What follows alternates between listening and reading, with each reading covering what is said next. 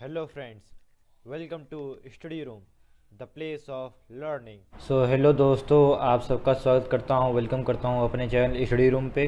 तो आज चलिए मैं आप लोगों के लिए एक वीडियो लेकर आया हूँ जो कि क्लास 12th केमिस्ट्री बुक के रिव्यू के बारे में। मैंने क्लास 11th के बुक्स के रिव्यू ऑलरेडी करके अपलोड कर चुका हूँ मेरे चैनल पे, आप जाकर देख सकते हो। और आपको डिस्क्रिप्शन बॉक्स में उसका पूरा प्लेलिस्ट मिल जाएगा बुक रिव्यूज़ का।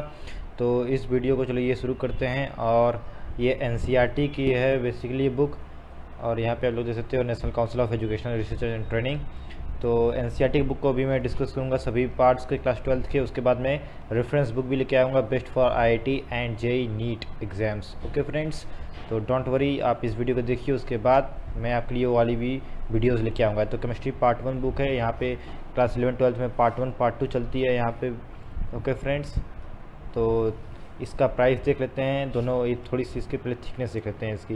तो देखिए, ये जो फर्स्ट वॉल्यूम है ये ज़्यादा थिक है compare to second volume. Okay friends, second वाली थोड़ी सी पतली है।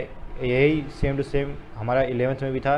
जो फर्स्ट वाली बुक थी वो ज़्यादा थिक थी compare to second one. Second वाली थोड़ी सी कम थिक होती है, और चैप्टर्स दोनों में कम ज़्यादा हो सकते हैं। चलिए देखते हैं किसमें कम है किसमें ज़्यादा है। और प्राइस पहले देख लेते हैं, प्राइस कितनी है इसकी। प्राइस 200 है फ्रेंड्स, ठीक। और यहाँ पे इसका फर्स्ट एडिशन और रीप्रिंटेड का वो था, लास्ट रीप्रिंटेड हुआ था अगस्त 2019 में। ओके फ्रेंड्स, अब आगे चलिए देख लेते हैं। सब दिया रहता है जैसा कि सभी बुक्स में दिया रहता है, तो यहाँ पे भी दे के रखा हुआ है। तो उसका कोई खास लेना देना नहीं है हम लोगों से इसे कंटेंट से लेना देना है। कंटेंट में क्या क्या दे के रखा हुआ है किस टाइप से। और इधर constitution of India maximum NCERT books में ये दे के रखा रहता है। ओके फ्रेंड्स, प्रीएम्बल दे के रखा रहता है अपना। अब यहाँ पे देखिए, यहाँ पे यूनिट 1 सॉलिड स्टेट, और फिर इसके अंदर जो है और टॉपिक्स, और फिर सॉल्यूशंस, फिर यहाँ पे ये सारी चीज़ें। तो ओके ठीक, तो चलिए अब आगे बढ़ते हैं हम लोग। अब यहाँ पर देख लेते हैं 4 chapter chemical kinetics, surface chemistry, और फिर इस तरह के 7 चैप्टर्स यहाँ पे पी ब्लॉक एलिमेंट्स जो क्लास 11th में थे। और फिर यहाँ पे अब एक्स्ट्रा डी और एफ ब्लॉक एलिमेंट्स के बारे में डिस्कशन होगा, और कोऑर्डिनेशन कंपाउंड्स, मतलब 9 चैप्टर पूरे इसमें हैं। और फिर उसका जैसे एनसीईआरटी तो आप लोग जानते हो कैसे है कैसा नहीं है। इसकी जो कंटेंट्स होते हैं वो बहुत ही ज़्यादा इम्पोर्टेंट होते हैं, एकदम एक्यूरेट होते हैं, क्योंकि बहुत सारे लोग मिलकर इसको लिखे हैं। और ये हमारे लिए, हमारे एग्ज़ाम्स के लिए, कॉम्पिटिटिव एग्ज़ाम्स के लिए भी बहुत ज़्यादा हेल्पफुल होता है। तो मैंने यहाँ पे अंडरलाइन करके रखी हुई है मेन पॉइंट्स, क्योंकि मैं भी क्लास 12th में हूँ अभी। तो हमारा बोर्ड एग्ज़ाम जो था क्लास 12th का इस बार 2021 का कैंसिल हो गया। 10th का भी हो गया, 12th का भी हो गया। और फिर सारे कंटेंट्स इसके अच्छे होते हैं, क्योंकि एनसीईआरटी बहुत हेल्पफुल होती है। एग्जैक्ट वर्ड्स रहते हैं इसमें, बहुत ज़्यादा लंबी बुक भी नहीं बनती है इसके, और हर टॉपिक को अच्छे से एक्सप्लेन किए रहते हैं लोग। तो इसमें कोई शक की बात नहीं है। और फिर लास्ट में यहाँ पे आपको इन टेक्स्ट क्वेश्चंस, मतलब ये जो हर टॉपिक ख़त्म होगी टॉपिक के बीच में आपको इन टेक्स्ट क्वेश्चंस मिल जाएंगे। 4-5 क्वेश्चंस, 3 क्वेश्चंस जो टॉपिक में उस वहाँ पे डिस्कस हुआ है, एग्जांपल्स भी आपको मिल जाएंगे क्वेश्चंस के। और फिर यहाँ पे समरी दिया रहता है पूरे चैप्टर की, इतनी छोटी, ज़्यादा बड़ी नहीं रहती, इतनी बड़ी समरी आपको मिल जाएगी। तो इस समरी से क्या रहता है कि आपको एक पता चल जाएगा कि ये चीज़ें क्या थी इस चैप्टर्स में पूरा। मतलब आपको कभी रिवाइज़ करना है तो फटाक से इस समरी को देख लीजिए, क्या क्या चीज़ें थी वो सब याद आ जाएंगी। और यहाँ पे इंपॉर्टेंट चीज़ों को देख लीजिए, यहाँ पे सब हाईलाइट करके रखा हुआ है ब्लैक से, ठीक। तो हर इंपॉर्टेंट चीज़ को यहाँ पे हाईलाइट करके रखा गया है, वो चीज़ें अच्छी हैं। और यहाँ पे देखिए सारे एक्सरसाइजेज हैं, यहाँ पे एक्सरसाइज में सभी क्वेश्चंस हैं जिसको आप सॉल्व करके इजीली अपने कॉन्सेप्ट्स क्लियर कर सकते हो। और अच्छे खासे क्वेश्चंस रहते हैं, ये थोड़े से टफ क्वेश्चंस भी होते हैं इसमें।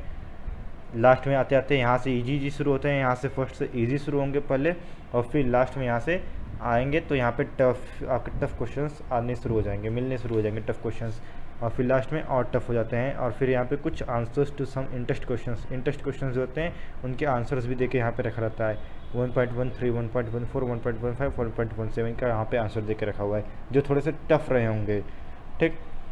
तो यहाँ पे क्यूआर कोड स्कैनर भी दे रहता है कि अगर आपके पास डिजिटली पढ़ना चाहते हो तो ये स्कैन करो और डिजिटली पढ़ लो, तो उसकी भी कोई समस्या नहीं है आपकी। और यहाँ पे हर चैप्टर की स्टार्टिंग में ऑब्जेक्टिव्स दे के रखा रहता है आपका कि क्या क्या चीज़ें हम यहाँ पे कवर करने वाले हैं, कवर करने वाले हैं, तो वो भी चीज़ें दिया रहता है। और यहाँ पे जैसे हर चैप्टर में होता है, हर बुक में होता है इंट्रोडक्शन, तो यहाँ पे इंट्रोडक्शन बहुत ही, यहाँ पे आपको एकदम बेस लेवल से एनसीईआरटी शुरू होती है, बेसिक लेवल से, और हर चीज़ें का कॉन्सेप्ट क्लियर करते करते आगे बढ़ती है।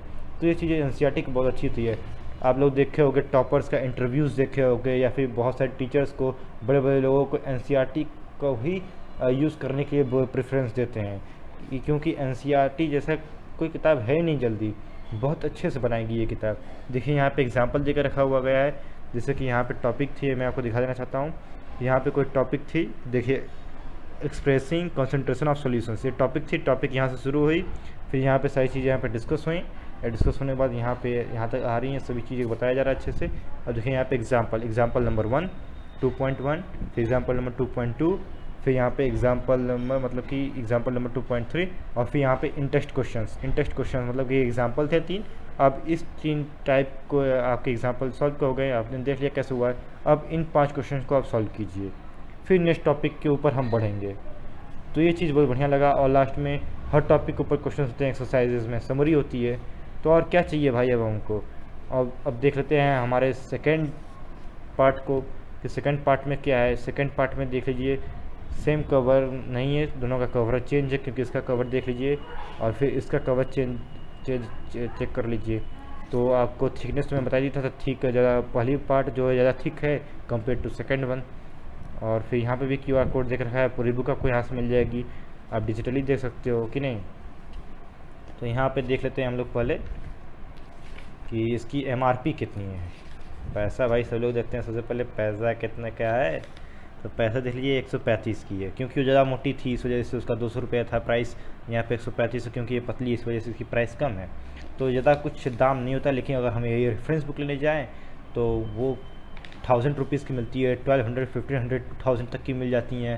अगर जिस टाइप की जिस अच्छी कंपनी का बुक हम लेना चाहें, ऑर्गेनाइजेशन का, तो ऐसा हो जाता है भाई। तो आपको दिखा देना चाहता हूँ मैं यहाँ पे कंटेंट्स क्या है हमारे कंटेंट्स। तो कंटेंट्स देखिए, इसमें भी 9 चैप्टर यहाँ पे देख के रखा है, जो कि हमारा पहला पार्ट का है। केमिस्ट्री पार्ट 1 का पूरा चीज़ देख के रखा हुआ है। ये हमारा 9 चैप्टर था कोऑर्डिनेशन कंपाउंड्स तक, ठीक। अब देखते हैं आगे क्या है। आगे देख लीजिए, आगे यूनिट 10 मतलब चैप्टर 10 से यहाँ से halo alkanes, haloarenes, alcohols, phenols, ethers, और फिर यहाँ पे एल्डिहाइड्स, कीटोन्स, कार्बोक्सिलिक एसिड, सब चीज़ें यहाँ पे हैं, जो कि हम देख सकते हैं पूरा पूरा ऑर्गेनिक है। M right. तो पार्ट 1 में आपको इनऑर्गेनिक मिल जाएगा, और फिर आपके जैसे न्यूमेरिकल वाले पार्ट्स क्वेश्चन चैप्टर्स होते हैं न्यूमेरिकल वाले, वो आपको मिल जाएंगे। और फिर यहाँ पे मेरे ख्याल से पार्ट सेकंड में सिर्फ और सिर्फ पूरा पूरा ऑर्गेनिक ही भर के रखा हुआ गया है, ठीक है ना। अमीन्स, बायोमोलिक्यूल्स, और फिर यहाँ पे polymers, chemistry in everyday life. तो ये सारे चैप्टर यहाँ पे 16 चैप्टर मतलब 8 चैप्टर इसमें है, और 9 चैप्टर फर्स्ट पार्ट में है। यहाँ पे डिज़ाइनिंग भी अच्छी खासी इसकी करके गई है। ये सारी चीज़ें तो मैं QR कोड ऑब्जेक्टिव्स में आपको एक्सप्लेन कर दिया हूँ। और डिज़ाइनिंग जो है वो सिंपल में है, बट अट्रैक्टिव थोड़ा सा लग रहा है कि नहीं, अच्छा लग रहा है। इसकी डिज़ाइनिंग भी बढ़िया की गई है। और फिर यहाँ पे सब कुछ सेम क्राइटेरिया जो मैंने पहले वॉल्यूम में बताया पहले पार्ट में, वही सेकंड पार्ट में भी सारी चीज़ें यहाँ पे एग्जांपल देकर रखा हुआ है। फिर नेक्स्ट टॉपिक स्टार्ट किया है, फिर उस तरह की सारी चीज़ें यहाँ पे देकर रखी हुई हैं, है कि नहीं। और फिर आप लोग देख ही सकते हो यहाँ पे भी एग्जांपल, फिर यहाँ पे क्वेश्चन वही लोग करो अपने से। फिर नेक्स्ट टॉपिक यहाँ से शुरू हो गई फिजिकल प्रॉपर्टीज़, है कि नहीं। तो लोग देख सकते हो ग्राफ्स भी कर दिया है, तो कोई प्रॉब्लम की बात नहीं है। अच्छी किताब होती है NCERT। तो NCERT के बजाय जो रेफरेंस पढ़ना पसंद करते हैं केमिस्ट्री के लिए, तो मैं उनसे रिकमेंड यही करूँगा, मेरी सलाह ये है कि वो NCERT पढ़े, क्योंकि NCERT में ज़्यादा ईजी वे में बताया रहता है और हर टॉपिक को, हर चीज़ को कवर किया रहता है, ठीक। इसलिए NCERT रिकमेंड की जाती है बाय CBSE। बहुत अच्छी किताब होती है। तो आपको आशा करता हूँ कि दोनों वॉल्यूम पसंद आई होंगी। तो आप लोग NCERT बुक पे ज़्यादा फोकस करने की कोशिश करोगे देन एनी रेफरेंस बुक, क्योंकि रेफरेंस बुक दोनों की मिला के देख रहे हो थिकनेस कितनी है, इतनी थिक एक पार्ट होती है, और वो 1000 रुपीज़ टू 1000 रुपीज़ तक की जाती हैं। तो उस पर अपना टाइम स्पेंड करना, मनी स्पेंड करना, वो सब बेकार हो जाएगा। आप लोग 1 साल में या फिर 2 साल में कितनी मोटी मोटी किताबें पढ़ोगे और कितना कुछ याद करोगे। सिर्फ एक पार्ट में जब एक सब्जेक्ट में इतना कुछ याद करने का रहेगा, तो फिजिक्स, मैथ्स या फिर कोई अदर सब्जेक्ट आप लोग कैसे ध्यान दे पाओगे उस पर। तो मेरी सलाह यही है कि आप ये केमिस्ट्री NCERT ही चूज़ करो। सो आशा करता हूँ बुक रिव्यू आपको पसंद आई होगी। मिलते हैं अगले बुक रिव्यू में, तब तक के लिए बाय बाय, टाटा।